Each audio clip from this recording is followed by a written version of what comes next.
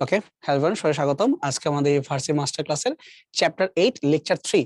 তো পর্যাবৃত্ত গতির মধ্যে টোটাল আমরা 4টা ভাগে ভাগ করছিলাম, আমাদের 2টা অলরেডি হয়ে গেছে। এখন হচ্ছে 3 নাম্বার লেকচার, লেকচার 3। এটা বেশ ছোট বাকিগুলোর কম্পেয়ারে। এখানে আমরা মেনে যে কাজটা করব সেটা হচ্ছে আমরা স্প্রিং এর টপিক গুলোকে একটু ভালো করে দেখার চেষ্টা করব, এবং দেখো যে স্প্রিং এর টপিকের ভিতরে আমরা শক্তির টপিকটাকেও নিয়ে আসছি। পার্সোনালি আমি শক্তির টপিকটাই বেশি ইন্টারেস্টেড, তার কারণ দিন শেষে তোমাকে স্প্রিং বলুক আর যাই বলুক, তুমি সবকিছু ঘুরে ফিরে নিয়ে যাবা শক্তির ভিতরে। স্প্রিং এর ভিতরে আমরা যে কাজগুলো করব, আমাদের মেইন উদ্দেশ্য হবে যে কিভাবে স্প্রিং এর কম্বিনেশনকে চিন্তা করা যায়। স্প্রিং এর অনেক কিছু হতে পারে। তোমাদের সিলেবাসের মধ্যে যেই দুইটা আছে, একটা হচ্ছে সিরিজ এবং আরেকটা হচ্ছে প্যারালাল, অর্থাৎ আমরা হয় শ্রেণী সংযোগ দিব অথবা সমান্তরাল সংযোগ দিব।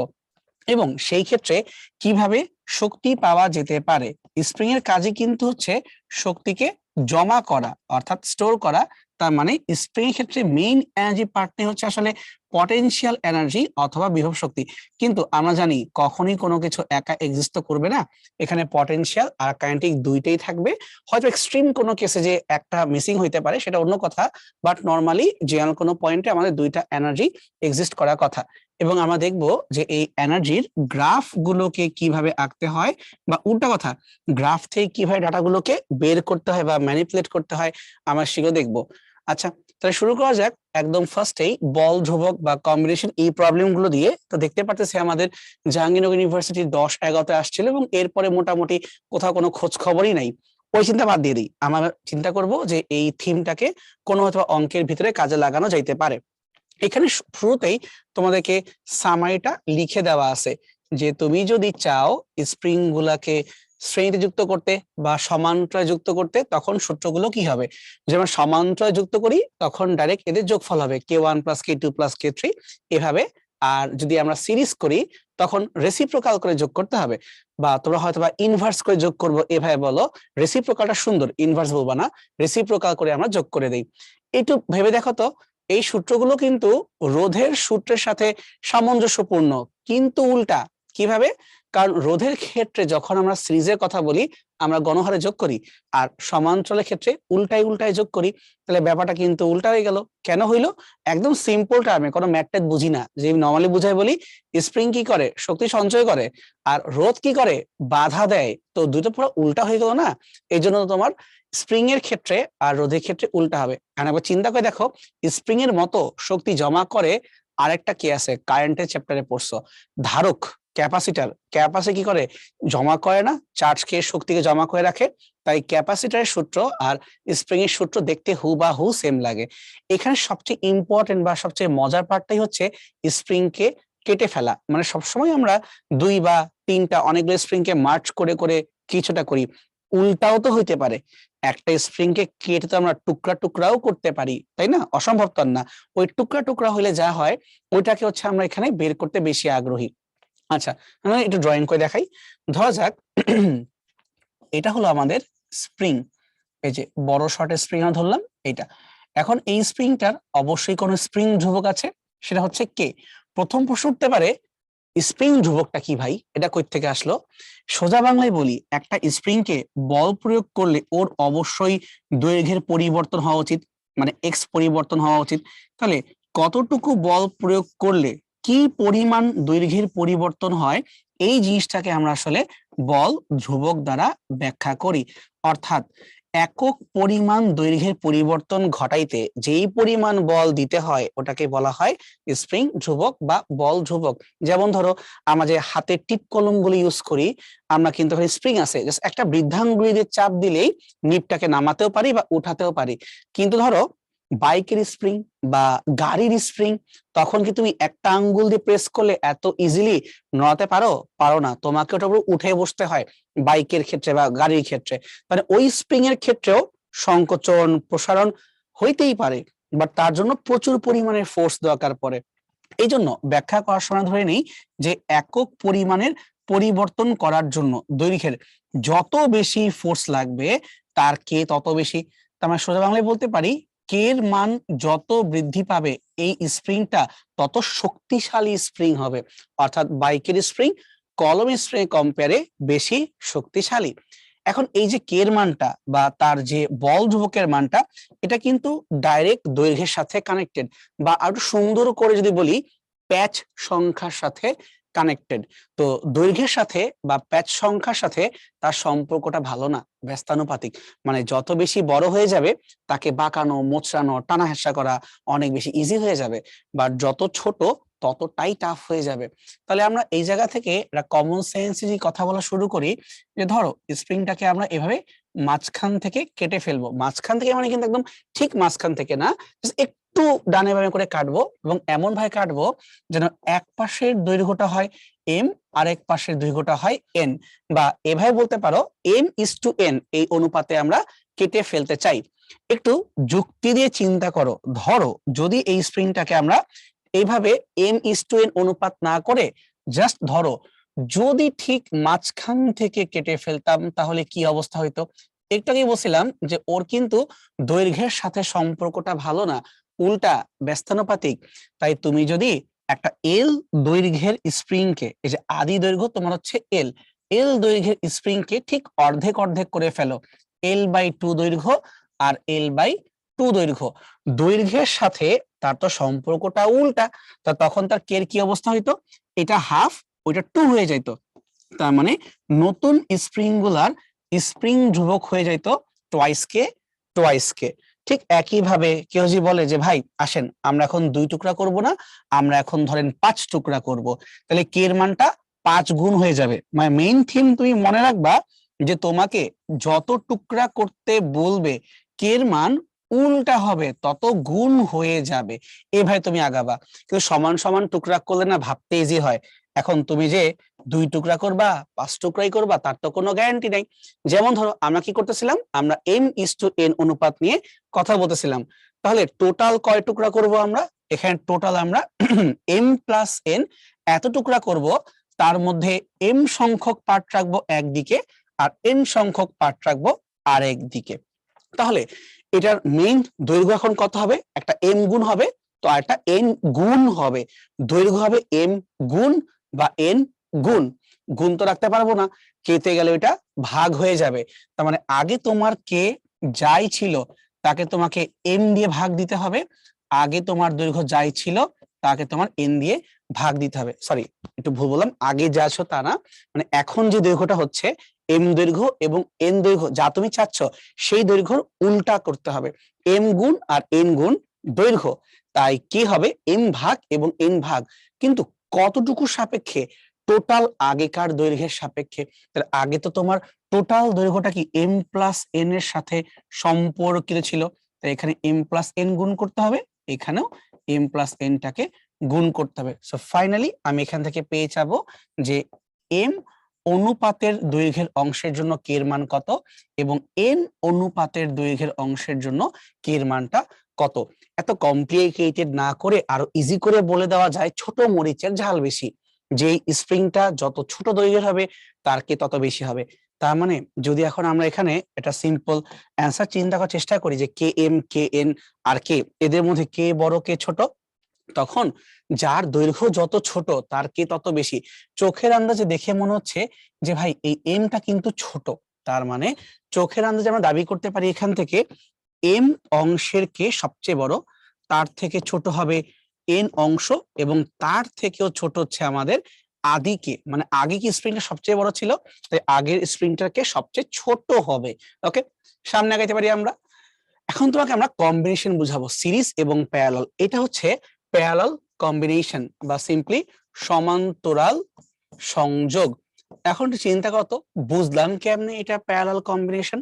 তার কারণটা হইলো দুইটা ভিন্ন ভিন্ন কে বিশিষ্ট স্প্রিং কে একটা বস্তু দ্বারা যুক্ত করার পরে, ধরো এই বস্তুটাকে যদি আমি টেনে এইভাবে হাতের ডান দিকে সরাই, অথবা উল্টা করতে পারি, আমরা যদি এটাকে এই ডান দিকের অবস্থান থেকে ধাক্কা দিয়ে ভিতরে নিয়ে আসি, একটা জিনিস দুইটা স্প্রিং এর জন্যই কনস্ট্যান্ট থাকতেছে, সেটা হচ্ছে এই স্প্রিংটার দৈর্ঘ্যের পরিবর্তন। যে এটা হয় এক্স, তাহলে বলতে পারি দুইটা স্প্রিং এর জন্যই কিন্তু এক্সটা আছে কনস্ট্যান্ট। এই চিত্র থেকেও বলতে পারো, ইভেন এই চিত্র থেকেও কিন্তু সেম কথা বলতে পারো। মানে সংকোচন হোক আর প্রসারণ, বল প্রয়োগ করার পরে দুইটা স্প্রিং এর মধ্যেই কিন্তু তোমার দৈর্ঘ্যের পরিবর্তনটা সেম, এক্স কিন্তু কনস্ট্যান্ট হলো, কিন্তু যেটা সেম থাকলো না সেটা কি, সেটা তোমার হচ্ছে প্রযুক্ত বলের ব্যাপারটা। যদি আমরা এখানে বলি যে ভাই এইভাবে আমরা প্রযুক্ত যে বল ছিল এটা তোমার ছিল এফ, তাহলে এই এফ বলটা কিন্তু দুইটা স্প্রিং এ সমান হবে না, এটা দুই ভাগে ভাগ হয়ে যাবে। কিভাবে? একটা তোমার বল যাবে K1 এর ভিতর দিয়ে F1 বল, এবং আরেকটা যাবে K2 এর ভিতর দিয়ে F2 বল, উভয় ক্ষেত্রেই একই কথা। তাহলে আমরা দুইটা চিত্র হতে এটা বলতে পারি প্রযুক্ত বলটা দুইটা স্প্রিং এর ভিতরে F1 প্লাস F2 এইভাবে ছড়ায় যাচ্ছে, তাই না? আমরা যদি চাই F1 আর F2 কে যার যার কে যার যার এক্স দিয়ে লিখতে পারি, কারণ কি F সমান সমান kx আমরা পড়ে আসছি। তাই যে আমরা F1 এ যখন লিখলাম তখন K1 লিখলাম, আর F2 যখন লিখলাম তখন আমরা K2 লিখলাম, চিত্র অনুযায়ী লিখলাম। কিন্তু বাম পাশটাকে কি করব, যেহেতু তুমি টোটাল বল দিয়ে চিন্তা করতেছো, তাই আমরা দুইটা স্প্রিং এর টোটাল কে নিয়ে কথা বলতেছি, এবং স্বর্ণের মান তো ভাই এক্সি, মানে স্বর্ণ বলা উচিত না, দৈর্ঘ্যের পরিবর্তন তো এক্সি, কিন্তু কেটা কি বলবো, কেপি বলবো। কেন বলবো, তার কারণটা হচ্ছে তুমি এখানে সমান্তরাল সংযোগ নিয়ে কথা বলতেছো। উভয় পক্ষ থেকে আমরা যদি এক্স গুলোকে বাদ দিয়ে দিই তাহলে কি পাওয়া গেল, কেপি সমান সমান K1 প্লাস K2, অর্থাৎ সমান্তরাল সংযোগের ক্ষেত্রে গণহারে যোগ দিয়ে দিব। এখানে তোমার সাথে দুইটা স্প্রিং, তাই K1 প্লাস K2 5টা 20টা 30টা হইলে দেও গণহারে যোগ কইরা। কেন হইলো, তার কারণ শর্ত এখানে দৈর্ঘ্যের পরিবর্তন সেম থাকবে। তাহলে মনে রাখবো যে প্যারালাল কম্বিনেশন হওয়ার শর্ত কি, প্যারালাল কম্বিনেশন হওয়ার শর্ত হচ্ছে অবশ্যই দৈর্ঘ্যের পরিবর্তন সেম হইতে হবে। তার মানে সকল স্প্রিং এর জন্য সেম এক্স হবে, বাট এফ আলাদা হবে। তাহলে এফ ভ্যারিয়েবল বা এফ পরিবর্তনশীল, কিন্তু যার যার কে যেমন তেমন হইলেও সবার এক্স সেম থাকতে হবে, এই হলো আমাদের শর্ত। ঠিক একইভাবে আমরা চাইলে শ্রেণী সংযোগের জন্য সেম কথাটা আনতে পারি, মানে কিছু সেম আছে এবং কিছু ঠিক জায়গাতে নাই।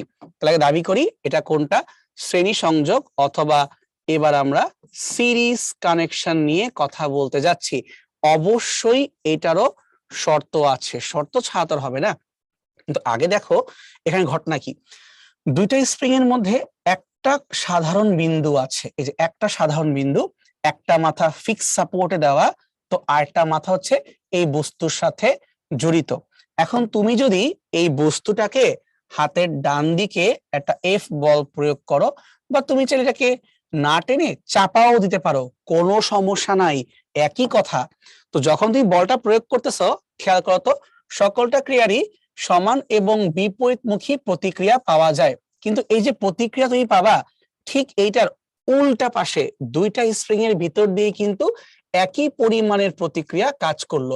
তার মানে এবার আমরা চিত্র দেখে আগেই বুঝতে পারতেছি শর্ত হতে হবে শ্রেণী হওয়ার জন্য, যদি প্রত্যেকটা স্প্রিং এর ভিতর দিয়ে সম পরিমাণের বল পাস করে, বাট এক একটার তো কে এক একটা, তখন কি হবে, এই K1 স্প্রিংটা হয়তোবা ধরো যে একটু এরকম পরিমাণ লম্বা হইলো, মানে এই লাল বিন্দুটা এই জায়গাতে চলে আসলো, তাই আমি কি বলতে পারি, যে আমরা বলতে পারি এইভাবে এই পয়েন্ট থেকে এই পয়েন্ট পর্যন্ত সরে আসলো। তাহলে এটা হচ্ছে আমাদের প্রথম স্প্রিং এর জন্য দৈর্ঘ্যের বৃদ্ধি। আর দ্বিতীয় স্প্রিংটা ধরলাম এখান থেকে টানতে টানতে এরকম কোথাও চলে আসছে, এই পর্যন্ত চলে আসছে, তাই না? তাহলে এই দ্বিতীয় স্প্রিং এর জন্য যদি আমরা চাই তাহলে অবশ্যই বের করতে পারবো যে তার দৈর্ঘ্যের বৃদ্ধিটা কেমন হইলো, কারণ আমাকে এটা যোগ বিয়োগ করে ফাইন্ড আউট করতে হবে যে এই লাল মাথা আবার কোন পর্যন্ত চলে গেল। নিঃসন্দেহে এরও একটা দৈর্ঘ্যের পরিবর্তন হবে, বাট সেটা অন্য কোনো কিছু হবে, x2 হবে। তার মানে আমাদের পার্থক্যটা এই জায়গাতেই, যে এখানে বলের মান সেম কিন্তু আগের বার ছিল x এর মান সেম, তাহলে এখন বলবো এখানে x হয়ে গেল পরিবর্তনশীল অথবা ভ্যারিয়েবল, এবং বোঝাই যাচ্ছে যার কে যত বড় তার কে তার এক্স তত ছোট হবে, তার কারণ কি পাওয়ারফুল, সহজে ভাঙতে যাবে না বা লম্বা হইতে চাবে না।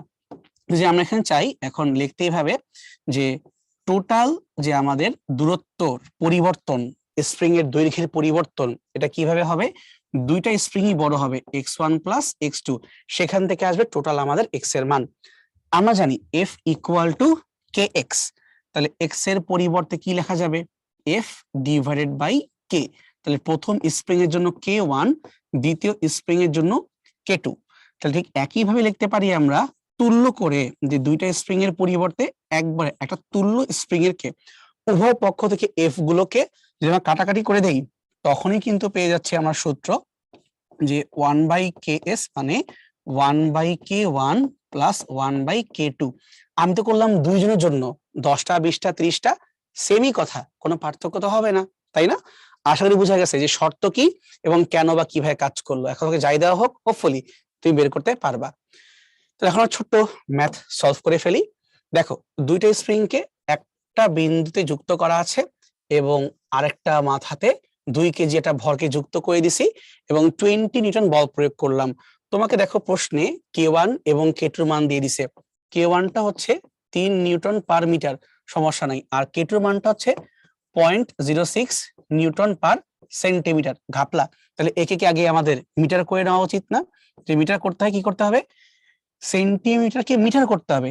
নিচে মিটার করবা মানে নিচে 1/100 বা উপরে 100 দিয়ে গুণ, তাহলে আলটিমেটলি 6 নিউটন পার মিটার।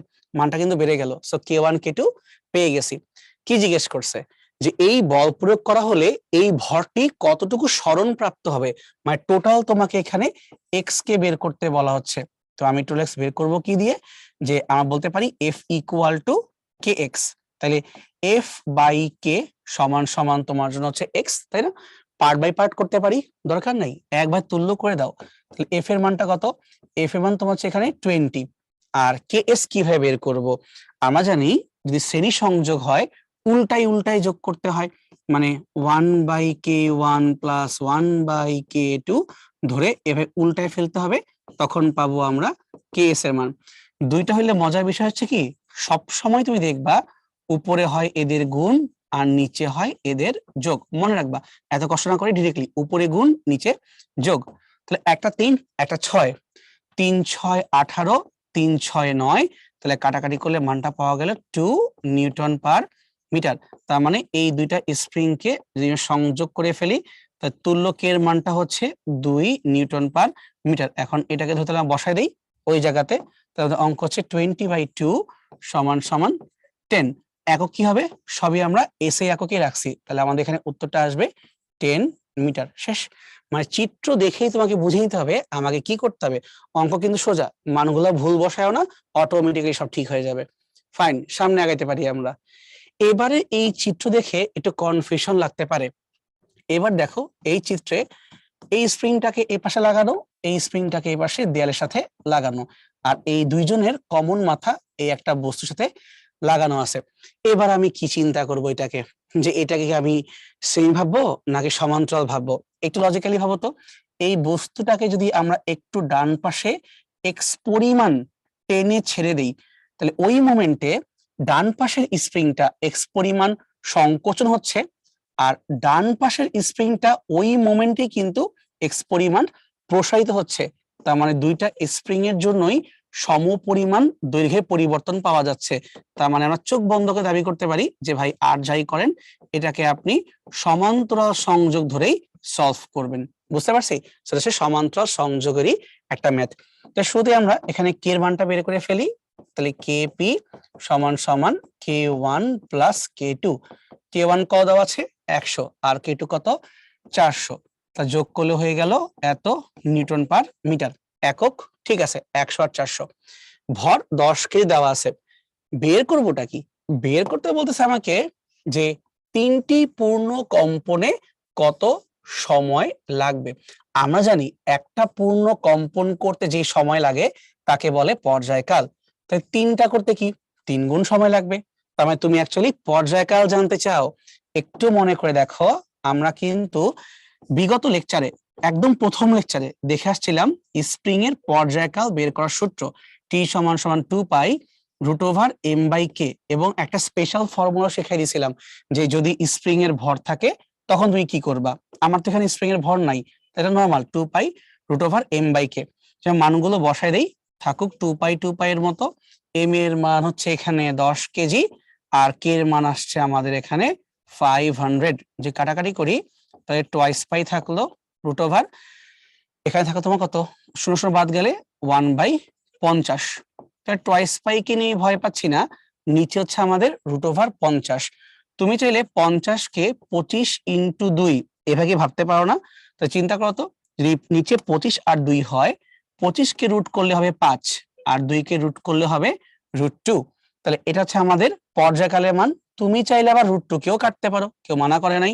অর্থাৎ উপরে 2 আর নিচে √2 কেটে √2π/5। এই যে ফাইনালি এটা হচ্ছে আমাদের কে থেকে বের করলাম পর্যায়কালের মান। অঙ্ক শেষ হয় নাই, তার কারণ তোমাকে বলছিল 3টা পর্যায় কালের জন্য। তো ফাইনালি আমাদের উত্তর হবে, নিচে যাকে পাইছো আবার 3 দিয়ে গুণ করতে হবে, তাহলে 3√2 × π/5, 3√2/5 এত সেকেন্ড। তাহলে ফাইনালি এটা হচ্ছে আমাদের অ্যান্সার। দেখছো, কোশ্চেন কিন্তু আমি প্রতিবার বলছি যে ঘোরায় পেঁচায় অনেক কিছু করা যায়। তো আমি মোটামুটি তোমাদেরকে যেগুলো পরীক্ষা আসেও নাই বাট আসতে পারে এরকম আমি এক্সাম্পল গুলো প্রতিটা ক্লাসেই দেখানোর চেষ্টা করি। আশা করি তোমার বাসায় প্র্যাকটিস করো এবং সেটা তোমাদের মাথায় চিন্তার কারণ হয় যে আচ্ছা এভাবেও করা যেতে পারে। ফাইন, সামনে যাই। তুমি সবসময় দেখে দেখে অভ্যস্ত, মান টান দিয়ে দিব সব এমনি বুঝবা, এমনটা নাও তো হইতে পারে। যেমন ধর এই কেসটায় ভর দেওয়া আছে এবং এক্স দেওয়া আছে। এই কথা সিম্পল মানে কি, এই কথা সিম্পল মিনিংটা হচ্ছে যে আমরা এইভাবে একটা স্প্রিং কে উলম্ব ভাবে ঝুলাচ্ছি এবং তার শেষ প্রান্তে ভর যুক্ত করব। এক একবার আমরা এক একটা ভর যুক্ত করব এবং শেষের স্প্রিংটা আস্তে আস্তে আস্তে আস্তে লম্বা হবে। মেইন থিমটা হইলো স্প্রিংটার সাথে ভর ঝুলাইলে একটা এমজি বল কাজ করতেছে, যার কারণে এই স্প্রিংটা এক্স পরিমাণের প্রসারণ হচ্ছে। এই যে ভরের চার্ট, এই যে এক্স এর চার্ট। অঙ্ক শুরু করার আগে একবার চেক করো সব ঠিক আছে কিনা। ভরগুলো প্রতিবার 5, 10, 15, 20, 25 মানে প্রতিবার ভরগুলো 5 একক করে বৃদ্ধি পাচ্ছে, কিন্তু এক্সে একটা ঘাপলা হয়েছে। খেয়াল করো, 3, 6, 9, 12 এই জায়গা থেকে কি জানি করতেছে। প্রতিবার তো এই জায়গা পর্যন্ত সুন্দর মতো 3 একক করেই বাড়তেছিল, এরপর পাগলামি শুরু করছে। মনে রাখবা, যখন এরকম পাগলামি করে এই কথার মানে হইলো যে এই ডাটাটা আসলে অঙ্কে ইউজ করা যাবে না। কথার আরেকটা মিনিং আছে আসলে, তুমি স্থিতি স্থাপকতার সীমার মধ্যে যা করবা অল ওকে, ইলাস্টিক লিমিটের বাহিরে তুমি যেতে পারো না। এটা আমরা পর্যায়বৃত্ত গতির মধ্যে তো আর আনবো না, কিন্তু পথের গাঠনিক ধর্মের মধ্যে ডিটেইলসে পড়াবো যে আমরা যখন এরকম কোন এক্সপেরিমেন্ট করি গ্রাফটা যতক্ষণ পর্যন্ত সোজা ততক্ষণ ইউজ করব, এরপরে আর যাওয়া যাবে না। মানে যতক্ষণ পর্যন্ত ডাটাগুলো সুন্দর ততক্ষণ পর্যন্ত যাব, এরপরে নিব না, এরপরে নিব না, দিলেও নিব না, নেওয়া যাবে না। ওকে, তো কি করতে হবে, স্প্রিং এর বল ধ্রুবক নির্ণয় করতে হবে। তাহলে আমরা কি জানি, আমরা জানি F = kx। তাই যখন কে বের করতে চাও এই F কে ভাগ করতে হবে আমাদের x দ্বারা। F বলতে কিন্তু অবশ্যই আমরা ভরের কারণে ওজনটাকে বুঝি। এখন প্রশ্ন উঠতে পারে, ভাই কতগুলা ভর দিচ্ছেন কাকে নিব? একটা নেড়ে বাপ নিলেই হবে, কারণ কি ভরের পরিবর্তন সব 5 করে আর সনের পরিবর্তন সব 3 করে, সো একই হবে।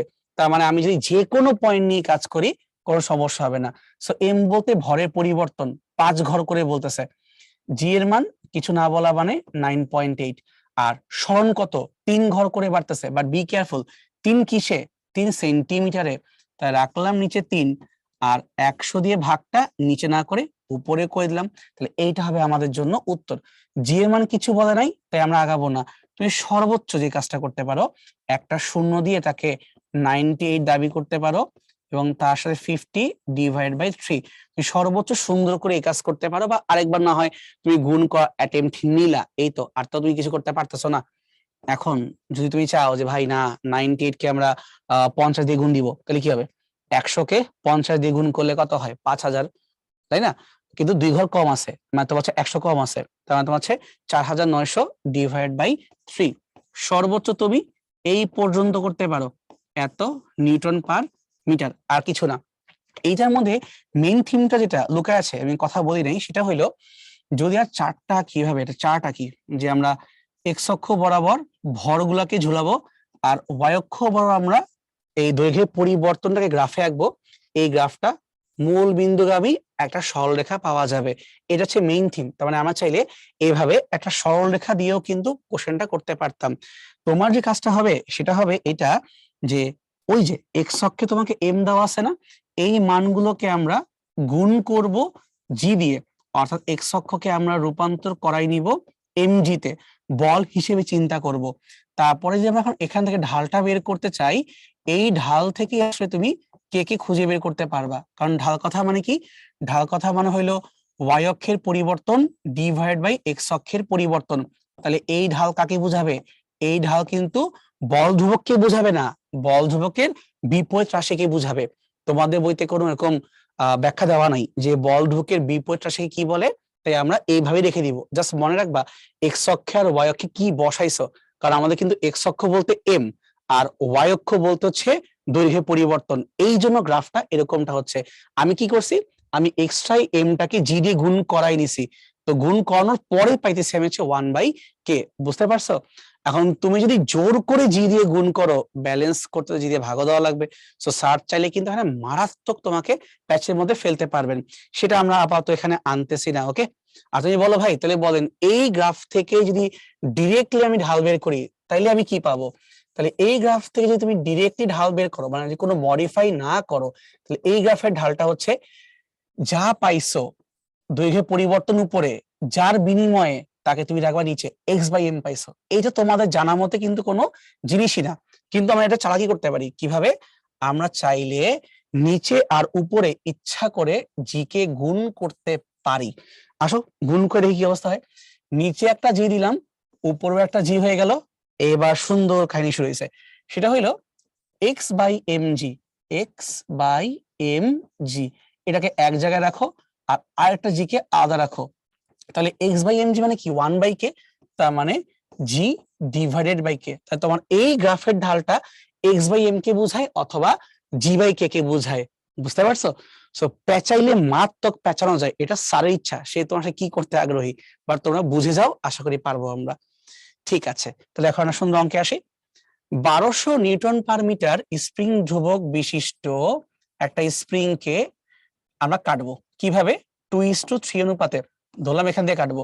তার মানে 2 ভাগ থাকবে এখানে আর 3 ভাগ থাকবে এখানে। লজিক্যালি ভাবো 2:3 মানে কয় ভাগ করবা, 5 ভাগ করবা। 5-এর 2 ভাগ এক পাশে, 3 ভাগ আরেক পাশে। তাহলে তোমার শুরুতে মান ছিল কে, যখনই 5 টুকরা করছো মানে 5 ভাগ করছো, তখন প্রত্যেকটা টুকরার মান কত হয়ে গেছে, 5 ভাগ মানে কিন্তু দৈর্ঘ্য কমে যাওয়া, আর দৈর্ঘ্য কমে যাওয়া মানে কে এর মান বেড়ে যাওয়া। তার মানে 1 2 3 4 5 এরকম 5টা পিচ্ছি পিচ্ছি স্প্রিং কে একটার সাথে একটা জোড়া লাগায় লাগায় লাগায় তুমি বড় স্প্রিংটা বানাইছো। আমরা কি করব, এই 5 টুকরার মধ্যে 2 টুকরাকে নিব এই পাশে আর বাকি 3 টুকরাকে নিব ওই পাশে। কিন্তু যখনই তুমি 2 টুকরাকে এক করলা, দৈর্ঘ্য বেড়ে গেল, আর দৈর্ঘ্য বেড়ে গেলে পছন্দ হচ্ছে না, দৈর্ঘ্য বেড়ে গেলে আমরা ভাগ করে দিব। তাহলে 5 কে 2টা যোগ করছো তাই 2 দিয়ে ভাগ, আর ওই পাশে 5 কে 3টাকে যোগ করছো তাই 3 দিয়ে ভাগ। উত্তর কিন্তু অলরেডি বের হয়ে গেছে যে একটা স্প্রিং এর মান হচ্ছে 5k/2, তো আরেকটা স্প্রিং এর মান হচ্ছে 5k/3। এটা হচ্ছে একদম লজিক্যালি টুকরা টুকরা করে থিওরি দিয়ে আগাইলাম। তুই যে বলো ভাই আমাদের পরীক্ষায় তো মাথায় তো কাজ করবে না, আপনি ডাইরেক্ট কোন কেমনি করব, তখন তাহলে উত্তরটা হইলো যখন তুমি এই পাশে কাটতেছ তখন তোমার এই অংশের জন্য মানে k3 মানটা হবে, উপরে হবে m plus n divided by যারটা জানতে চাও into K. So basically 5/3 into K. আর এই সেটকে কি করব, এই সেটটাও সেম অ্যাপ্রোচে আগাবো, যে এবার 2 অনুপাতের জন্য বের করব। তাহলে উপরে হবে অনুপাত দ্বয়ের যোগফল, নিচে হবে যারটা জানতে চাও ইনটু আগের কে। তার মানে এই পাশের আমাদের কে এর মানটা হয়ে যাবে 5/2 ইনটু কে।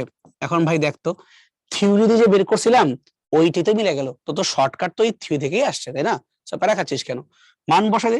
কে এর মান কত, কে মান হচ্ছে 1200, তাহলে 2 দিয়ে কাটলে 600, 5 6 30, তাহলে কে টু এর মানটা চলে আসলো 3000 নিউটন পার মিটার, কে টু। ওকে, তাহলে এই পাশের মান আসলো আমাদের 3000 নিউটন পার মিটার। ওই সাইডে যাই, এখন যদি আমরা এখানে কাটাকাটি করি 3 দিয়ে, 3 4 12, 4 5 20, তো 2000 নিউটন পার মিটার। তাহলে আমাদের ডান পাশে কে মানটা বের হয়ে গেল 2000। একবার নিজের কাছে প্রশ্ন কর। একদম শুরুতে জিজ্ঞেস করছিলাম অঙ্ক না করি কে বড় হবে আর কে ছোট হবে, কোন কেটা বড় কোন কেটা ছোট, আমি দেখেই বলছিলাম যেটা সবচেয়ে ছোট হবে দেখতে তার কে সবচেয়ে বড় হবে, তার থেকে একটু বড় ও তাহলে একটু ছোট, আর সবচেয়ে বেশি ছোট হবে একদম আগের মানটা 1200। তাহলে আমি যে স্টেটমেন্টটা অনেকক্ষণ আগে বলে আসছিলাম এই কথাই সত্য হইলো। তাহলে K2 K3 এবং কে যেগুলি ঊর্ধ্বক্রম বা নিম্নক্রমে সাজাও, আমরা কিন্তু পরীক্ষাতে এভাবেও সাজাইতে পারি, পরীক্ষায় যে কোনো ভাবে কোশ্চেন আসতে পারে। এটা আমাদের দায়িত্ব যে আমার থিওরি খুব ভালো করে বুঝে যাব শর্টকাট সহ, তারপর যা হবে হবে, টেনশন কিছু নাই। ফাইন, সামনে আগাই। একটা গ্রাফ তোমাকে দেওয়া আছে, বলতেছে স্প্রিং ধ্রুবক বের করো, কিন্তু ভালো করে দেখো তো কি দিছে। এখানে আমাদেরকে এক্স অক্ষ বরাবর দৈর্ঘ্যের যে পরিবর্তন সেটাই কিন্তু আমাদেরকে দেওয়া আছে, ঠিক আছে। এটাকে আমি ইন শর্ট লিখতেছি পরিবর্তন, দৈর্ঘ্যের পরিবর্তন, কিন্তু এককটা ঠিক নাই, এককটা সেন্টিমিটারে, একে মিটার করতে হবে। আর ওয়াই অক্ষ বরাবর কি দিয়ে রাখছে, ওয়াই অক্ষ বরাবর দিয়ে রাখছে ডাব্লিউ, ডাব্লিউ মানে কৃতকাজ বা সিম্পলি শক্তি। তার মানে আমাকে ওরা এটা বুঝাচ্ছে একটা স্প্রিং কে ধরে আমি টানছি বা চাপা দিছি, কতটুকু টানছো কতটুকু চাপা দিছো, প্রথমে এক্স অক্ষের মান তারপরে ওয়াই অক্ষের মান, তার মানে এই স্প্রিংটার দৈর্ঘ্যের পরিবর্তন ঘটাইছো 250 সেন্টিমিটার। সো বেসিক্যালি 100 দিয়ে ভাগ করলে 2.5 মিটার। আর এই ঘটনা ঘটাইতে যায় তোমার যে শক্তি লাগছে, যে কাজটা করে বসছো, এটা হচ্ছে 25। এই এককের সমস্যা নেই, এটা ঝুলে আছে। তাহলে এখন এখান থেকে জিজ্ঞেস করা হচ্ছে বল দেখি, এখানে তোমার কৃতকাজ থেকে আর এক্স থেকে স্প্রিং ধ্রুবকের মান বের করতে। ছোটকালে ক্লাস 9 পড়ে আসছিলাম আমরা F equal to K x বলতে পারি, আর স্প্রিং এর সঞ্চিত শক্তি বা কৃতকাজকে হাফ কে এক্স স্কয়ার বলতে পারি।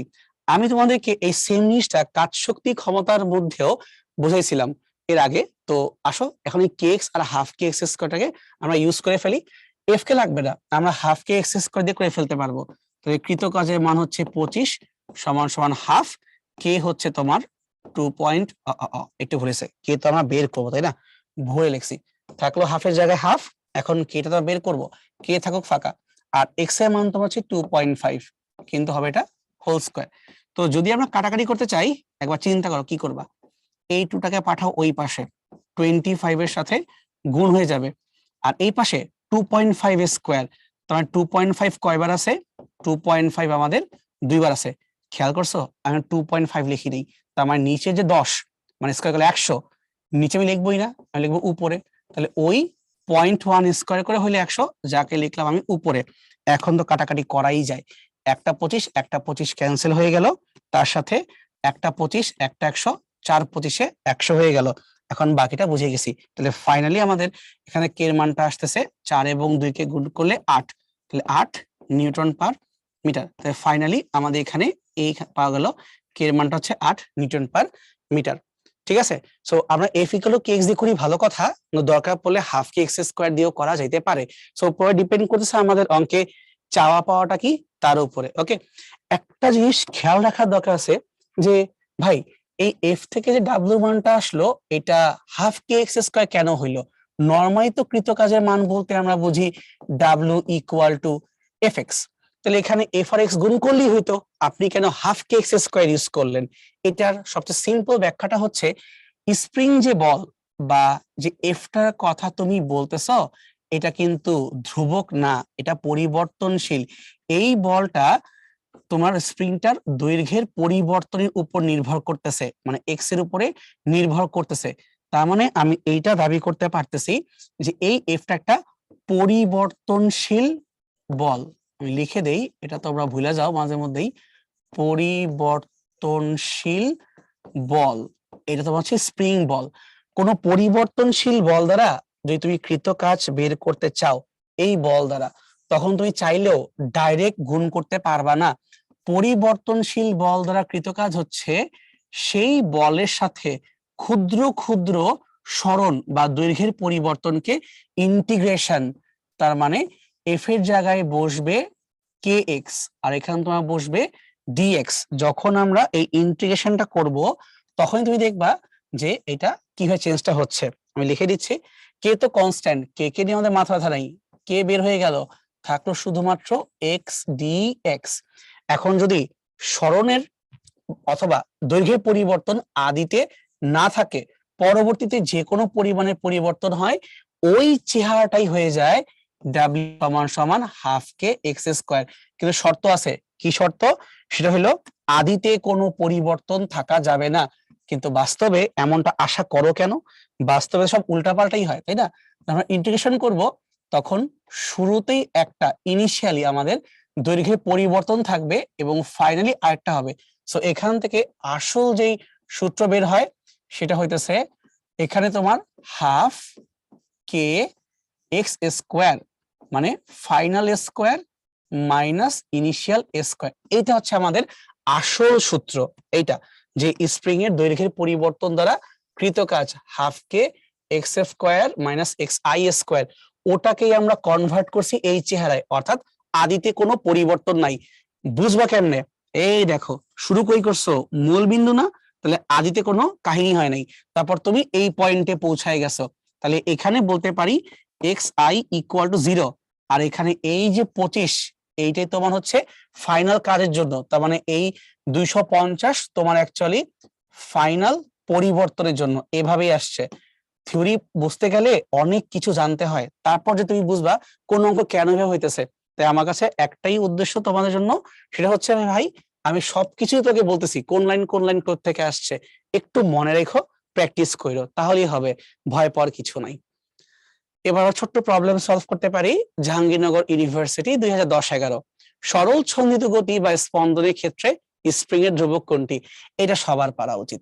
আমরা কি জানি? mg সমান সমান কে এক্স, তাই না? কি বের করতে বলছে দেখো তো, সব জায়গাতেই কে বের করতে বলতেছে। তাহলে কে সমান সমান mg ডিভাইডেড বাই এক্স, এমনটা হয় না? এখন দেখো এটা কই আছে, এক্স কিন্তু কোথাও লেখা আছে, এই একটা জায়গায় এল লেখছে, এটা কিন্তু ওয়ান না। ওয়ান হচ্ছে এইটা, ওয়ান হচ্ছে এইটা, এটা হচ্ছে এল। তার মানে স্ট্রিকের মধ্যে ফেলছিল, আর কিচ্ছু না। তাহলে এমজি বাই এল মানে এমজি বাই এক্স, ডান হয়ে গেছে। এখন যাবো আমরা গতিশক্তি এবং বিভব শক্তি বা এই পরিবর্তন। আমি আগেই বলছি এটা আমার পছন্দের জায়গা, কারণ এটা বেশি ইম্পর্টেন্ট। আচ্ছা, জিএসটি 20-21-এও দেখতে পারতেছো, এবং তার চেয়ে বড় কথা ঢাকা ভার্সিটি 21-22 পরীক্ষায় রিটেনের মধ্যে চলে আসছে। আসার মতোই জিনিস। শক্তি কিন্তু শুধু যে এই চ্যাপ্টারই আছে তা কিন্তু না, কাজ ক্ষমা শক্তিটা আলাদা চ্যাপ্টারই আছে, এবং ওইটার মধ্যে কিন্তু আমরা এগুলো আরো দেখে আসছি কিভাবে কিভাবে কি করতে হয়, তাই না? তো এখন আমার সামনে আগাই, গ্রাফ সহ দেখাবো, হোপফুলি যে যেখানে বুঝো না বা প্রবলেম আছে ক্লিয়ার হয়ে যাবে। আচ্ছা, ফার্স্টে লেখা আছে ইকে সমান ব্লা ব্লা বহুত কিছু, এইভাবে না, আমি তোকে ইজি করে বলি। সেটা হইলো আমরা দেখছিলাম যে ভি বা রৈখিক বেগ ওমেগার সাথে কিভাবে জড়িত, ওমেগার সাথে A square minus X square, এগুলো আমি প্রুফ করছি লেকচার 2-তে। তাহলে ভি সমান সমান ওমেগা এইটা। এখন তুমি যদি গতিশক্তি ই কে বের করতে চাও, ই কে কোথা থেকে আসবে? হাফ এম ভি স্কোয়ার, এখান থেকে আসবে না? থাকুক হাফের জায়গায় হাফ, এম এর জায়গায় এম, এই ভিটাই স্কোয়ার হয়ে বসাই দিব, তাহলে ওমেগা স্কোয়ার এবং এ স্কোয়ার মাইনাস এক্স স্কোয়ার আসলো। একটু মনে করে দেখো তো, আমরা অনেকদিন আগে পড়ছিলাম একদম প্রথম লেকচারে ওমেগা স্কোয়ার কথা মানে কে বাই এম, তাই না? এই যে কে বাই এম দিলাম বসায়, এ স্কোয়ার মাইনাস এক্স স্কোয়ার, যে কাটাকাটি করো এম এম শহীদ হয়ে গেল, তাহলে হাফ কে এ স্কোয়ার মাইনাস এক্স স্কোয়ার। তাহলে এটা কি আমরা গতিশক্তির সূত্র পেয়ে গেলাম না? তো এটা হচ্ছে একটা অ্যাপ্রোচ, যে তুমি যদি একদম ডিটেইলড ভেঙ্গে বের করতে চাও যে কিভাবে বিস্তার বা স্বর্ণের সাথে গতিশক্তি জড়িত, ফাইন, বের করে ফেললাম। কিন্তু সব সময় যে আমরা এইভাবেই করব এমন তো কোনো কথা নাই, আমরা এটা না করলেও পারি। কেন? আমরা জানি বিভব শক্তির সূত্র কি? বিভব শক্তির সূত্র হচ্ছে একটু আগেই ইন্টিগ্রেশন করে দেখাইলাম, হাফ কে এক্স স্কোয়ার। তুমি যদি বিভব শক্তি থেকে সম্পূর্ণ শক্তি বের করতে চাও, মানে এই ইপি কে ম্যাক্সিমাম করতে চাও, কিভাবে করবা? হাফ তো কনস্ট্যান্ট, কে তো কনস্ট্যান্ট, কিন্তু স্বরণের সর্বোচ্চ মানকে কি বলে? স্বরণের সর্বোচ্চ মানকে বিস্তার বলে বা এ বলে। এটা আমরা কই পড়ছি? এইটাও আমরা প্রথম লেকচারে বলে আসছিলাম যে স্বরণের সর্বোচ্চ মানকে বিস্তার বলে। তার মানে এখন আমরা একটা চালাকি করতে পারি, সেটা হইলো যদি সর্বোচ্চ শক্তি থেকে বিভব শক্তিকে বাদ দিয়ে দেই, আমরা জানি সর্বোচ্চ শক্তি মানেই টোটাল এনার্জি, বিভব প্লাস গতি। যদি আমরা সর্বোচ্চ থেকে বিভবকে বাদ দিই তাহলে কিন্তু পাওয়া যাবে গতিশক্তি, that means E minus EP. E এর পরিবর্তে কি লিখবো? ই এর পরিবর্তে লিখবো হাফ কে এক্স স্কোয়ার, না এক্স এর সর্বোচ্চ মান, মানে হাফ কে এ স্কোয়ার। আর বিভবের মান তো by default half K X square. একবার তুমি নিজেই একটু ডানে আর বামে কম্পেয়ার করো তো। এই যে একটা বক্স আমরা মাত্র বের করলাম সাদা কালারের, এই বাক্সটাকে একটু ভালো করে খেয়াল করো, আর এই বাক্সকে খেয়াল করো। দুইটা বাক্সের মধ্যে কোনো তফাৎ আছে? তার মানে তুমি যদি থিম বুঝো, তুমি যে কোনো ওয়েতে হোক ঠিক জায়গা পর্যন্ত পৌঁছাইতেই পারবা। সো এভাবেও বের করতে পারবা, ওভাবেও বের করতে পারবা। কারণ তুমি বলতে পারলা ভাই ভাই এত প্যারা খাচ্ছেন কেন, এত কষ্ট করতেছেন কেন, একটু পরে যখন গ্রাফে ঢুকবো তখন টের পাবা যে এগুলা কিভাবে কাজে আসবে। এবার আমরা কাজ করতে পারি, আমরা এবার যোগ বিয়োগ করে না বের করে আমরা কিন্তু সমীকরণ দিয়েও আগাইতে পারি। কোন সমীকরণ দিয়ে? তোমাদের মনে আছে দ্বিতীয় ক্লাসে আমরা পড়ছিলাম এমন ভাবে, দাঁড়াও, যে সরণের সমীকরণ যদি x equal to a sin omega T plus del এটা আমরা ধরি, তখন ডিফারেন্সিয়েট করে বেগকে পাওয়া যায় omega a cos omega T plus del, তাই না? তাহলে এই বেগের সমীকরণের মধ্যে কাকে পাচ্ছ? বেগের সমীকরণের মধ্যে তুমি কিন্তু পাচ্ছ cos কে। কিন্তু কখন পাচ্ছ?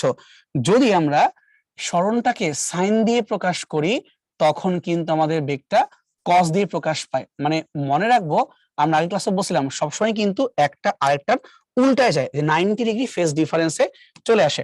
তাহলে যে আমরা এখন এই ভিটাকে স্কোয়ার করি, ভিটাকে স্কোয়ার করলে কি পাওয়া যাবে? ভিটাকে স্কোয়ার করলে তোমার পাওয়া যাবে হচ্ছে cos স্কোয়ার। তার মানে কি বলতে পারি না, বেগের গ্রাফ যাই ছিল তাকে স্কোয়ার করলে আমরা গতির গ্রাফ পেয়ে যাব। বুঝাইয়া বই তোমাদেরকে, ধরো যদি আমরা বেগের গ্রাফটাকে আঁকি, একটা বেসিক কজের গ্রাফকে আঁকবো, এগুলো আমি আগের ক্লাসে পড়াইছিলাম, রিমাইন্ডার দিচ্ছি। যে ধরো বেগের গ্রাফ আঁকবো, মানে আমরা একটা বেসিক্যালি এরকম কজের গ্রাফকে আঁকবো, আঁকলাম, ঠিক আছে, কি আঁকলাম? বেগ, বেগের গ্রাফকে আঁকলাম। ঠিক তার নিচেই যদি আমরা গতিশক্তির গ্রাফটাকে আঁকতে চাই তাহলে কি করতে হবে? দেখো তো, ভি আর গতিশক্তির মধ্যে কাহিনী কি? এ কজের গ্রাফ হলে ও কজ স্কোয়ারের গ্রাফ। তাহলে মেইন থিম হলো এটাই, যে তুমি শুধুমাত্র এখন এখানে একটা কজ স্কোয়ার কে আঁকবা, তাইলে হয়ে যাবে। ওকে, তাহলে এটাকে আমি সেম কালার দিয়ে রাখলাম ই কে, বা কজ স্কোয়ার গ্রাফ। বাট সেটা আঁকার জন্য একটা কাজ করতে পারো, নিজেকে বোঝানোর জন্য এইভাবে একটু দাগ দিতে পারো। এই দাগগুলো দিলে তোমার বুঝতে ইজি হবে। চিন্তা করো, যখনই কোনো গ্রাফকে আমরা আঁকবো, স্কোয়ার করব, যেটা অলরেডি পজিটিভ সাইডে আছে ওর তো কোনো প্যারা নাই, ও তো ওর মতোই আছে। কিন্তু যে অংশটা নেগেটিভ সাইডে আছে, স্কোয়ার করলে কি আর নেগেটিভ থাকবে? না ভাই, স্কোয়ার করলে এই মানটা পজিটিভ সাইডে চলে আসবে। সিমিলারলি যে প্লাসে আছে ওকে নিয়ে আমরা পেন খাচ্ছি না, প্লাস আছে থাকুক, প্লাস মানা করছে কে, কিন্তু যে বান্দা নিচে আছে ওর কি হবে? ও কিন্তু উপরে উঠে যাবে। তাহলে আমরা কি বলতে পারি? বেগের গ্রাফ যখন আঁকবা প্লাস মাইনাস পাইবা, কিন্তু যখন গতিশক্তির গ্রাফকে আঁকবা তখন কোনো মাইনাস মান তুমি পাবে না, অল পজিটিভ হবে। শুধু পার্থক্যটা কোথায়? পার্থক্য হইলো এই বিস্তারে। বেগের সর্বোচ্চ মান কি হয়? আমরা আগে ক্লাসে পড়ছিলাম এ ওমেগা হয়, তাই না? আর গতিশক্তির সর্বোচ্চ মানটা কি হয়? যে কোনো শক্তির সর্বোচ্চ মান হাফ কে এ স্কোয়ার, এটা হয়। এখানকার মানটা হবে হাফ কে এ স্কোয়ার। আমরা সব পড়ে আসছি এর আগে ক্লাসে, জাস্ট এখন আমি ইমপ্লিমেন্ট করতেছি এই কথাগুলো, যে গ্রাফগুলো এমন কেন হচ্ছে। ওকে, চলো সেম কাজটা এবার আমরা করব বিভব শক্তির ক্ষেত্রে। আমি আগেই বলে আসছিলাম যে অনেক কিছু কিন্তু বুঝার ব্যাপার স্যাপার আছে।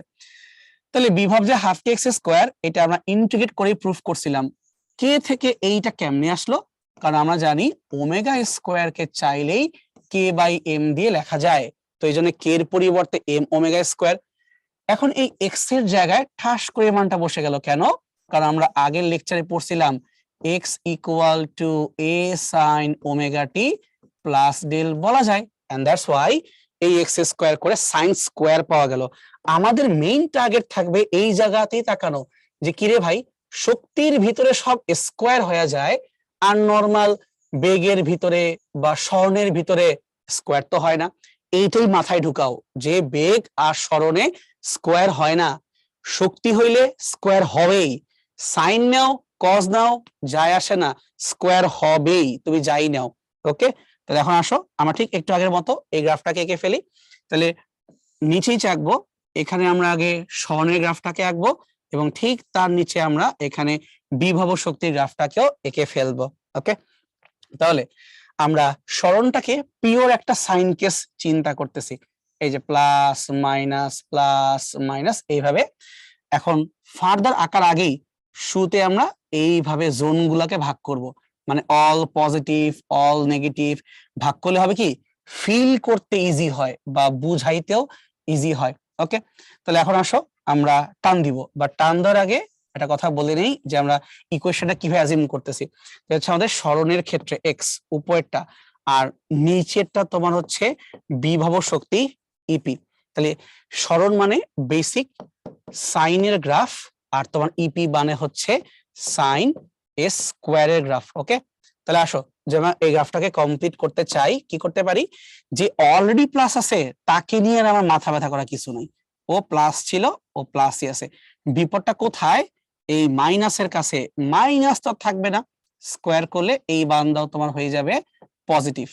যে প্লাসে ছিল থাকুক, ওকে নিয়ে কে বদার হচ্ছে, আর যে মাইনাস এই বান্দা তোমার হয়ে যাচ্ছে প্লাস। দেখছো গ্রাফা কি এত কঠিন, জাস্ট এঁকে ফেলা যায়। প্যারাটা কই খাও, তোমরা প্যারা খাও মান বসাইতে গেলে। কারণ চিন্তা করো এটা কি বিস্তার না, বা সিম্পলি বলতে পারি সর্বোচ্চ মান। তাহলে সরণের সর্বোচ্চ মানকে কি বলে, সরণের সর্বোচ্চ মানকে বলে বিস্তার। এইখানে মানটা হচ্ছে আমাদের পজিটিভ এ, আর নিচের এই পয়েন্টের মানটা হচ্ছে ঠিক এই দিক বরাবর y অক্ষ বরাবর নেগেটিভ এ, মানে সর্বোচ্চ মান প্লাস এ আর মাইনাস এ। একই ভাবে আমাদের তো এখানেও বেগের ক্ষেত্রেও বা বিভবের ক্ষেত্রেও সর্বোচ্চ বা সর্বনিম্ন মান আছে। তাহলে বিভব শক্তির সর্বোচ্চ মান কি হওয়া উচিত, এইটা তো আমরা কমন সেন্সেই বুঝি। যে কোনো শক্তির সর্বোচ্চ মান তো তোমার ডিরেক্টলি টোটাল ভ্যালুকে ইন্ডিকেট করে। এই যে আগের পেজে আমরা পড়ছিলাম ই টোটাল এনার্জি হাফ কে এ স্কোয়ার। তাহলে বিভব শক্তির সর্বোচ্চ মান আর গতিজ সর্বোচ্চ মান একই হওয়ার কথা। তাহলে এই বিন্দুতেও এই মানটা হবে হাফ কে এ স্কোয়ার। তার কারণ ভাই শক্তি তো নির্দিষ্ট, মানে টোটাল শক্তি চেঞ্জ হচ্ছে না। তো এখানে আমার হয়ে গেল এইটাও হাফ কে স্কোয়ার।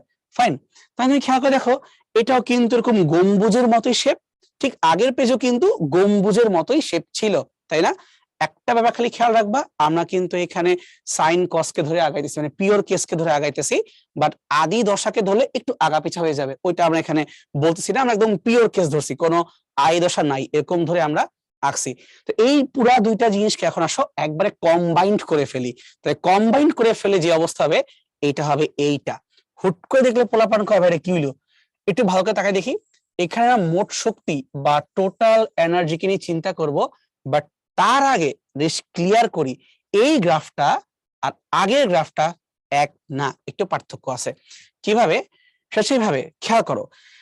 লাল কালার দিয়ে এখানে কি করছে, লাল কালার দিয়ে পটেনশিয়াল এনার্জিকে তারা বোঝাচ্ছে, যে এমনি লাল কালার দিয়ে পটেনশিয়াল পটেনশিয়াল। আর এখানে নীল কালার দিয়ে কাইনেটিক কাইনেটিক, এটা বুঝেছে। এটা কেমনে হইলো, মানে উল্টো নামলো কেমনে, এটা কেন হয়েছে, এটা তুমি যদি বুঝতে চাও তাহলে তোমাকে একটু গ্রাফটা আরেকবার রাখতে হবে। এবং আমরা এই ডিটেইল গ্রাফটা যদিও আগের ক্লাসে বুঝে আসছিলাম যে কিভাবে উপরে ওঠে বা কিভাবে নিচে নামে, তারপরও যদি চিন্তা করতে চাও আরেকবার দেখানো যেতে পারে। আর একটা ঘটনা আছে, গ্রাফ যখন আঁকবা বুঝছি ওয়াই অক্ষে তুমি এনার্জি নিচ্ছ, এক্স অক্ষে কি নিচ্ছ, এটার অনেক বড় ফ্যাক্টর। তুমি কি টাইমের রেসপেক্টে যাবা নাকি তুমি হচ্ছে ডিসপ্লেসমেন্টের রেসপেক্টে যাবা, এইটা বুঝে কিন্তু আমাদের গ্রাফের চেহারাগুলো বদলায় যায়। এটা না বুঝে কিন্তু আমরা কোনো দাবি করতে পারি না, বুঝতে পারছো? আচ্ছা, এখন ক্লিয়ার করি যে এটা এরকম আপ ডাউন কিভাবে হলো, একদম সিম্পল সেন্সে তোমাকে বোঝানোর চেষ্টা করি। এটা হলো পটেনশিয়াল এনার্জি গ্রাফ। আমি আপাতত এক্স দিয়ে ভাবতেছি, হাফ কে এক্স স্কোয়ার, তার মানে পটেনশিয়াল এনার্জি বিভব শক্তি এক্স স্কোয়ার সমানুপাতিক, তাই না? এইটা কি একটা প্যারাবোলা বা পরাবৃত্ত ফিল পাচ্ছ না? মানে এক্স অক্ষের দুই রকম মানের জন্যই প্লাস বা মাইনাস যাই বসাও না কেন, এখানে কিন্তু ইপির মানটা শুধুমাত্রই পজিটিভ। তাহলে কি পটেনশিয়াল এনার্জির গ্রাফটা আমরা এরকম পাচ্ছি না?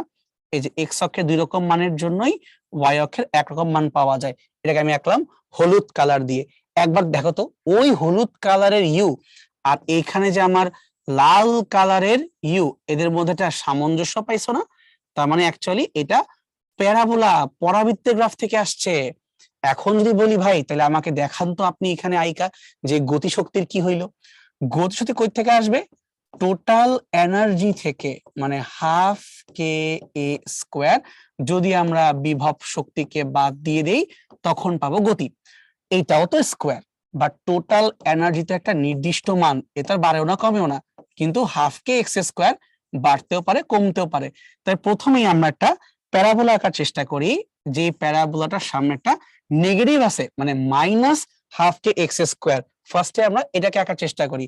ঋণাত্মক মানেই এই প্যারাবোলার মুখ থাকবে নিচের দিকে। সো এই গ্রাফটা হচ্ছে শুধুমাত্র minus half K X square, কিন্তু শুরুতে তো একটা এনার্জি আছে এবং এটা কি একটা পজিটিভ এনার্জি। তাহলে কি হবে? স্টার্টিং এ তো তোমার জিরো হওয়া সম্ভবই না, তুমি একটু এনার্জি নিয়ে শুরু করবা। এগুলো আমরা ম্যাথে গ্রাফের ফাংশনের মধ্যে আরো ডিটেইলসে পড়ার কথা। যে আমার যেহেতু এই গ্রাফটা দাবি করতেছে যে ভাই তুমি তো একটা এনার্জি থাকবে তারপরে নেগেটিভ প্যারাবোলা, তার মানে অ্যাকচুয়ালি আমার এই গ্রাফটা যেটা হবে সেটা হচ্ছে এইভাবে হবে, মানে প্যারাবোলা মুখটা নিচে হবে, দ্যাটস ওকে, কিন্তু সেটা জিরো জিরো থেকে হবে না, একটু উপর থেকে হবে। তাহলে এখন যদি আমরা হলুদ কালারের ইপি আর হালকা নীল, নীল না বেগুনি বলা উচিত, বেগুনি কালারের ই কে, এই দুইটাকে এক জায়গায় ধাক্কা মারি, এবার দেখতো ভাই, এই দেখ তো যে কাইনেটিক এনার্জি বেগুনি কালার একটু উপর থেকে না, কিন্তু মুখটা নিচের দিকে। কি এখন মনে পড়ছে বা কিভাবে হয়েছে? হালকা ম্যাথ দিয়ে সিম্পলি ধাক্কা দিয়ে একটু রিমাইন্ডার দিলাম। ওকে, সামনে আগাই। ডিটেল তো আমি সেকেন্ড লেকচারে পড়াইছিলামই যে কিভাবে কিভাবে গ্রাফ গুলাকে মডিফিকেশন করতে হয়। তাই তোমাকে আরেকবার না হয় বোঝানোর জন্য সবগুলাকে আমরা এই জায়গাতে নিয়ে আসছি। এবং কার জন্য করতেছি? আমরা কিন্তু একটা ভর স্প্রিং এ জড়িত আছে, এটাকে মনে রেখেই গ্রাফটাকে আমরা আঁকতেছি, সময়ের সাথে আমরা আঁকতেছি। এখানে লাল কালার দিয়ে গতিশক্তি, নীল কালার দিয়ে বিভব শক্তি, আর হালকা গ্রিন কালার বা সি গ্রিন কালার দিয়ে টোটাল এনার্জি সুন্দর করে এঁকে দেখাইছি। এবং দেখো যে কোনো পয়েন্টে টোটাল এনার্জি সেম, বাড়বেও না কমবেও না। একটু আগে দেখাইলাম বিভব শক্তি হচ্ছে আমাদের ইউ এর মতো হয়, আর গতিশক্তি আমাদের উল্টা ইউ হয়, ওই যে একটা প্লাস মান থেকে কমে যায়, দেখছো? তো এটা তোমার হচ্ছে স্মরণের সাথে, এইটা তোমার হচ্ছে সময়ের সাথে। কেন হয় জিনিসগুলা? কারণ আমরা এর আগে ক্লাসে দেখে আসছিলাম কিভাবে সময়ের সাথে বেগের মান এবং স্মরণের মানগুলো চেঞ্জ হয়। এটা কজের গ্রাফ হলে এটা সাইনের গ্রাফ হয়ে যায়, সাইন হলে এটা কজের গ্রাফ, মানে ভাইস ভার্সা 90 ডিগ্রি অপোজিট হয়। একটা রিমাইন্ডার আমরা আগে ক্লাসেও পড়ছিলাম, আরেকবার দেখাইলাম, যে ভুলে গেলে একটু দেখে নাও। এবার আসো আমরা একটু আগে যে গ্রাফ নিয়ে চিল্লাফাল্লা করলাম সেই গ্রাফটাকে আমরা অঙ্কে কনভার্ট করব।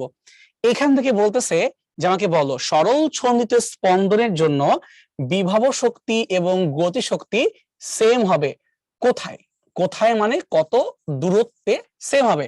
তো ভাই আমি অলরেডি গ্রাফে এঁকেই দেখাইছি যে এরকম কোন একটা জায়গাতে হয়, ঠিক আছে, বাট আমি তো আইকা দিলে হবে না, স্যারকে তো প্রুফ করে দেখাইতে হবে। তা কেমনে করব? বিভব শক্তি ইপি সমান সমান গতি শক্তি ই কে, সূত্র বসাও। বিভব মানে হাফ কে এক্স স্কোয়ার, আর গতি মানে হচ্ছে হাফ কে এ square minus half K X square, মানে টোটাল মাইনাস বিভব। সবার কাছ থেকে হাফ কে মেরে দাও, তাহলে এক্স স্কোয়ার সমান সমান A square minus X square, তার মানে দুইটা এক্স স্কোয়ার সমান সমান এ স্কোয়ার। দেও কাটাকাটি করে উভয় পক্ষ থেকে এবং রুট করে দাও, তাহলে এক্স সমান সমান plus minus A divided by root over 2। এটা হচ্ছে আমাদের সেই সরণ, যেই সরণে গেলে তুমি গতিশক্তি আর বিভব শক্তিকে সেম পাবা। এই দেখো, তাহলে বিস্তারের √2 ভাগের 1 ভাগ, প্লাস সাইডে হোক আর মাইনাস সাইডে হোক, ওই জায়গাতেই বিভব এবং গতিশক্তির গ্রাফ পরস্পরকে ছেদ করে। এই যে প্রুফ হয়ে গেল, গ্রাফ এঁকেও করা যায় বা তুমি সূত্র এঁকেও চাইলে করতে পারো। আশা করি আমরা এই থিমটা ধরতে পারছি যে কোত্থেকে কি কি হইতেছে। ওকে, সামনে আগাই আমরা। এবার সেম প্রবলেমটি সলভ করব, কিন্তু আমরা শুধুমাত্র কোথায় হয় সেটা করব না, আমরা তার সাথে আরেকটা প্রবলেমকে দেখব। কখন? আমরা এটাও দেখব যে গতিশক্তি আর বিভব শক্তি কখন সমান হয়। এইটা করতে গেলে একটা ছোট্ট প্রবলেম অ্যারাইজ করে, মানে বেসিক্যালি তুমি কোন ইকুয়েশন দিয়ে সলভ করবা এই জিনিসটাকে মাথায় রাখা লাগবে। টাইমের ক্ষেত্রে মেইন ইস্যু হয় যে সাইন এবং কজের ক্ষেত্রে ইকুয়েশনটাকে আমরা ধরবো কি দিয়ে, এই জিনিসটা আমাদের একটু মাথায় রাখার দরকার পড়ে যায়। চিন্তা করো এইভাবে যে সাইন দিয়ে করবা না কস দিয়ে করবা, আগেই চিন্তা করো, তোমার ইচ্ছা, কারণ যাই ধরো ঘুরে ফিরে তুমি একই জিনিসই পাবা। আচ্ছা, তাহলে আমি ধরি এভাবে যে বিভব শক্তি ইপি সমান সমান হাফ কে এক্স স্কোয়ার। আমি এক্সটাকে সাইন দিয়ে লিখবো, মানে সাইন ওমেগা টি, এ সাইন ওমেগা টি। তাহলে এ square sine square omega t. আমি এখানে কোনো ডেলকে আনবই না, মানে তোমার এখানে কোনো আদের সাথে আনার দরকারই নেই। তাহলে বিভব শক্তির জন্য সূত্র থাকবে এইটা। তাহলে আমরা বুঝে গেছি বিভবের যা হবে গতির তো পুরোই উল্টা হবে। ওকে সাইন ধরছো, তাহলে গতি তোমার কস দিয়ে লিখতে হবে, কস স্কোয়ার ওমেগা টি। এই নাও। তাহলে ফার্স্টে আমরা আগে সমীকরণ চুজ করলাম যে আমরা ইপি নিয়ে কাজ করব নাকি আমরা ইকে নিয়ে কাজ করব এবং কাকে সাইন কাকে কস দিব। তাহলে এখন শর্ত মতে ইপি আর ইকে কে সেম হইতে হবে। তাহলে হাফ কে এ square sine square omega t সমান সমান হাফ কে এ square cos square omega t. উভয় পক্ষ থেকে আমরা হাফ কে এ স্কোয়ার কে কাটাকাটি করে ফেলি। তাহলে সাইন স্কোয়ার ওমেগা টি সমান সমান তোমার হচ্ছে কস স্কোয়ার ওমেগা টি। যদি আমরা উভয় পক্ষকে কস স্কোয়ার দ্বারা ভাগ করে দেই তাহলে কি পাচ্ছি, tan square omega T equal to 1, তাই না? অথবা এটা চিন্তা করে দেখো তো, যদি আমরা রুটও করি তাহলে tan omega T equal to plus minus 1 লেখা যায় বা সিম্পলি 1 লেখা যায়। এবার তুমি বলো যে omega t tan inverse plus minus 1, তার মানে কি আইদার 45 ডিগ্রি অথবা 135 ডিগ্রি। তো 135 কিভাবে করতে হয়, যে পাই প্লাস পাই বাই 4, এই না? ঠিক আছে, তাহলে আমি বের করলাম হচ্ছে আইদার 45 ডিগ্রি অথবা, আচ্ছা 135 বলে যেটা বিয়োগ করে ফেলছি, কারণ 135 তো ওর ঘর না, পাই প্লাস পাই বাই 4 লেখা ঠিক আছে, মুখে ভুল বলছি। যাই হোক, তাহলে ওমেগাটি পেয়ে গেছো এটা। এখন তুমি চিন্তা করো তো ভাই যে ওমেগা মানে কি, টুয়াইস পাই বাই টি। তাহলে এখন জাস্ট ফাইনাল কাজটা করবো আমরা, তাহলে হয়ে যাবে ওমেগার পরিবর্তে বসবে twice pi by capital T, T সমান সমান একটা অ্যান্সার হচ্ছে পাই বাই 4, তো তোমার আরেকটা অ্যান্সার হচ্ছে 5 পাই বাই 4। আমি একসাথেই দুই পাশে কাজ করতেছি। তো যদি আমরা এখানে 2 পাই দিয়ে ডিভাইড করে দেই এবং বড় টি দিয়ে গুণ করে দিই, মানে টুয়াইস পাই কে ধাক্কা মেরে দিই, তা কি থাকলো, একটা টি তো মাল্টিপ্লাই হয়ে গেল আর টুয়াইস পাই দিয়ে ভাগ হয়ে গেল। তাহলে এই পাই কাটাকাটি গেল, 4 আর 2 8, সো 1/8 পড়ে থাকলো। এবং এই পাশে কি হচ্ছে, টি তো পড়ে থাকবে, টুয়াইস পাই যখন যাবে নিচে তো 8 পাই হয়ে গেল, উপরে 5 পাই, তোমার হচ্ছে 5/8। তাহলে আমাদের অ্যান্সার কি পাওয়া গেল, তাহলে অ্যান্সার হচ্ছে দুইটা, একটা অ্যান্সার হচ্ছে পর্যায়কালের 8 ভাগের 1 ভাগ এবং আরেকটা হচ্ছে পর্যায়কালের 8 ভাগের 5 ভাগ। এবং এটা কিন্তু চলতেই থাকবে, এরকম সময় আমাদের গতি আর বৃহস্পতি সমান হইতেই থাকবে, বুঝছি? তো মনে রাখবা, সময় বললে টি দিয়ে আসবা আর ডিস্টেন্স বললে এক্স দিয়ে আসবা। বা দুই ক্ষেত্রে আমরা কোনো আদি দশা নিয়ে মাথা ঘামাইতেই যাব না, কারণ আদি দশা থাকলেও ঘুরে ফিরে অ্যান্সারটা উভয় পক্ষে কাটাকাটি করে এই দিকেই আসবে। ঠিক আছে, তো প্যারা খাওয়ার দরকার নেই। এই এতক্ষণ যতগুলো কথা বুঝাইলাম পুরা জিনিসটাকে সামারি করে এই জায়গাতে লিখে দেওয়া আছে, কারণ অনেক কিছু বসি ভুলে যাইতেই পারো। এই পেজটা হচ্ছে পুরা এতক্ষণের কথাবার্তার ডিরেক্টলি সামারি। ওকে, আচ্ছা, কিন্তু আমরা একটা ব্যাপার খেয়াল করি না, এটা হচ্ছে যখন একটা মাত্র সাইকেল হয় তখন তো আমাদের চাইলে গড় শক্তিও বের করা যায়, গড় গতিশক্তি, গড় স্থির শক্তি। এটা কি জাস্ট টোটাল এনার্জিকে 2 দিয়ে ভাগ করলেই হবে না, কারণ গড় তো, এটা একটু মনে রেখো, এটা আমরা হুট করে ভুলে যাই বা খেয়াল থাকে না গড় বিষয়টা। কিছু প্রবলেম সলভ করা যাক। ঢাকা ভার্সিটি 2022 শেষে, একদমই তোমাদের 1 বছর আগেরই প্রবলেম। সরল দোলক গতি সম্পন্ন বস্তু তার সাম্যাবস্থান থেকে 2 সেন্টিমিটার দূরে, তার মানে কি সরণ সমান সমান 2 সেন্টিমিটার, তখন তার গতি শক্তি স্থিতি শক্তির কত বসে 3 গুণ, ইকে সমান সমান 3 ইপি।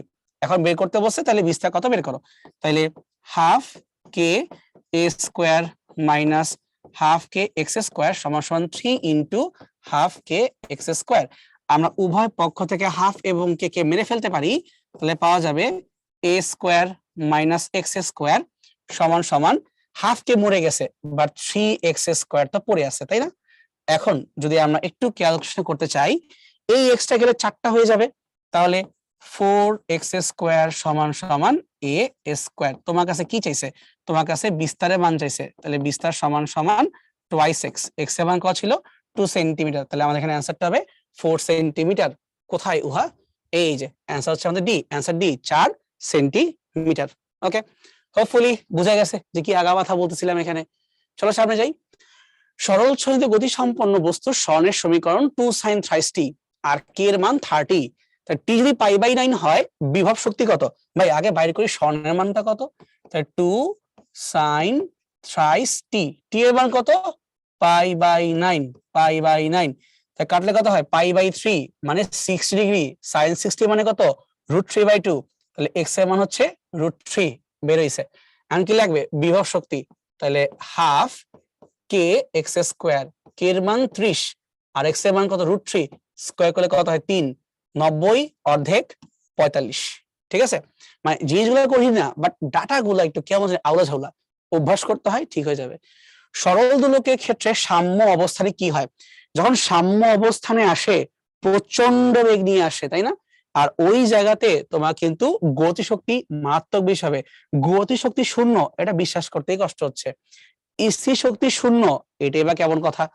কিন্তু ঝামেলা হইতেছে এই জায়গাতে যে ওই পয়েন্টে আমি চিন্তা করতেছি কিভাবে, যদি আমি সাম্য অবস্থানকে রেফারেন্স ধরে নেই তাহলে কিন্তু স্থির শক্তিকে শূন্য অ্যাকচুয়ালি বলা যাবে, কারণ রেফারেন্স ধরলাম, তাই গতি শক্তি হবে সর্বোচ্চ আর স্থির শক্তি তোমার হয়ে যাবে শূন্য, এটা হইতে পারে, সমস্যা নয়।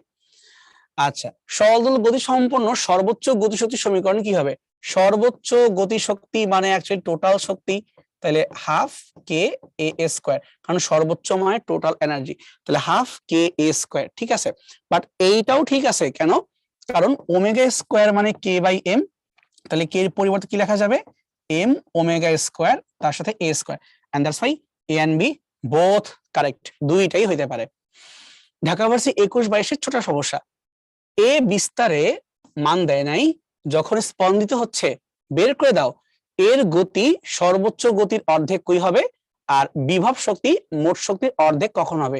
দুইটা অঙ্ক, গতি সর্বোচ্চ গতির অর্ধেক হবে, সর্বোচ্চ গতি ভি ম্যাক্সিমাম সমান সমান কি হবে ওমেগা ইনটু এ, তাই তুমি তোমার বেগের মানটা কি চাচ্ছ, তুমি তোমার বেগের মানটা চাচ্ছ এই সর্বোচ্চ গতির অর্ধেক হইতে হবে। এটা হচ্ছে আমাদের প্রথম প্রবলেম, তাই না?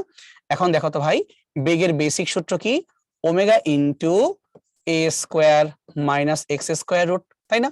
তাই যে আমরা এখন উভয় পক্ষ থেকে এখানে ওমেগা ওমেগা কেটে ফেলি, তাহলে পড়ে থাকলো a/2 সমান সমান √ওভার A square minus X square, দেয়াও স্কোয়ার করে, তাহলে a স্কোয়ার বাই 4 সমান সমান A square minus X square. যা পক্ষান্তর করি ভাই তাহলে কি পাওয়া যাচ্ছে, তাহলে পাওয়া যাচ্ছে 1 থেকে 4-এর 1 ভাগ বাদ দিব 3/4, তাহলে √ওভার 3/2 অফ এ। তাহলে আমাদের প্রথম প্রশ্নের সমাধান বের করে ফেলছি। কিভাবে করছি, যে আগে তোমাকে বুঝতে হবে সর্বোচ্চ বেগের মানটা কত, শর্ত মতে এই সর্বোচ্চ বেগের মানের যে অর্ধেক এইটাই হবে আমাদের বেগের মান, মানে ভি বেসিক বেগের মানটাই হইতে হবে সর্বোচ্চ বেগের অর্ধেক, সমান সমান তো ব্লা ব্লা ব্লা, বুঝতেই পারছি আমরা। এটা গেল আমাদের 1 নং প্রশ্নের উত্তর। এবার আমরা যেতে পারি 2 নং প্রশ্নে। এই বান্দা কি বলছে, বিভব শক্তি মোট শক্তির অর্ধেক হবে, তাহলে বিভব শক্তি মোট শক্তির অর্ধেক, তার মানে half K X square equal to total energy half K A square, সেটারও অর্ধেক, বোথ সাইড থেকে হাফ কে কে মেরে ফেলো, তা কি থাকলো এক্স স্কোয়ার সমান সমান হাফ অফ এ স্কোয়ার। দেখো তো বুঝছো না, এই হাফ কে বাদ আর হাফ এ স্কোয়ার, তাহলে ফাইনালি এক্স এর মানে কি থাকলো প্লাস মাইনাস সহ 1/√2a। মানে ভালো হয় তুমি যে অঙ্কগুলো করার সময় প্লাস মাইনাস সহ দিয়ে দাও, তা স্যাররা খুশি হয়, না দিলেও ভুল না, বাড়িয়ে দেওয়া মানে হচ্ছে উপরেও আছে নিচেও আছে, সলিউশন হচ্ছে আমাদের দুই দিকে আছে সিমেট্রিক্যালি, ঠিক আছে, দেওয়াটাই ভালো। সামনে আগে তাহলে আমরা, এবং দেখতে পারতেছি যে আমাদের আজকে আর দরকার নাই, এই টপিক এই জায়গাতেই শেষ হয়ে যাচ্ছে। আজকে এত ফাস্ট কেন যেতে পারছি, কারণ আমাদের লেকচার 2 তে এটা ইন ডিটেইলস এর গ্রাফগুলো বোঝানো হয়েছিল, এবং এইটার জন্য এখানে এসে আমাদের বেশি প্যারা খাইতে হয়নি। আমি আশা করি আগের দিন তোমরা লেকচার দেখে বাসায় প্র্যাকটিস করছো, আর কোনো সমস্যা হয়নি। ঠিক আছে, থ্যাংক ইউ এভরিওয়ান, তাহলে আজকে এই পর্যন্তই, বিদায়, সব ভালো থেকো।